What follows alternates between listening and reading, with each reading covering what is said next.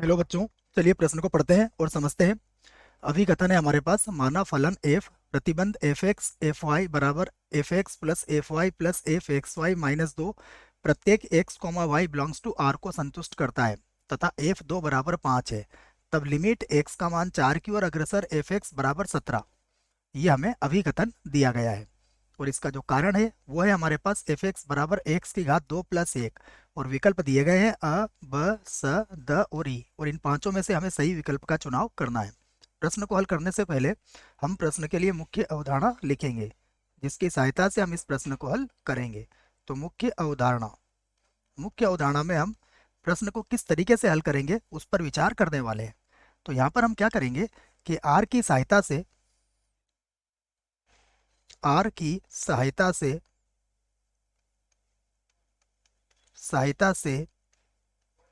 ए की सत्यता की जांच करेंगे। ए की सत्यता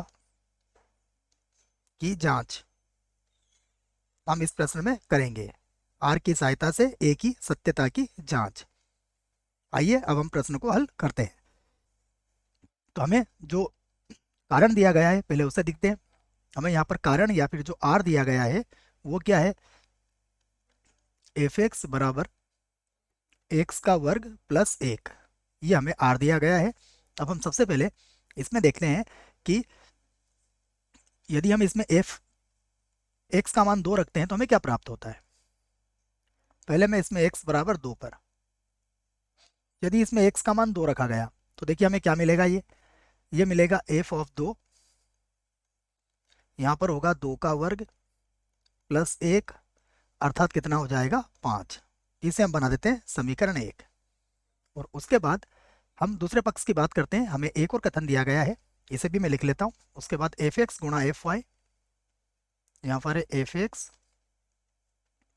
गुणा एफ वाई बराबर है f x plus f y, f x plus f y, उसके बाद है प्लस का एफ एक्स वाई और उसके बाद लिखा गया है -2। यहाँ पर भी हम इसको रख के देखते हैं।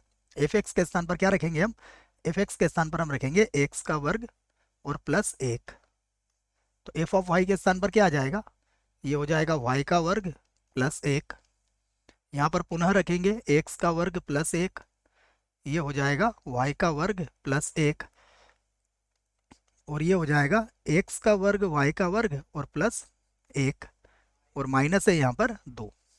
अब हम इसको गुणा करके देख लेते हैं क्या आता है। ये होगा एक्स का वर्ग वाई का वर्ग प्लस एक्स का वर्ग प्लस वाई का वर्ग प्लस 1। यहाँ पर देखते हैं, अगर आप देखोगे तो 2 से ये 1 और 1 तो कट जाएगा। यहाँ पर मिलेगा हमें एक्स का वर्ग प्लस वाई का वर्ग प्लस एक्स का वर्ग वाई का वर्ग और प्लस 1।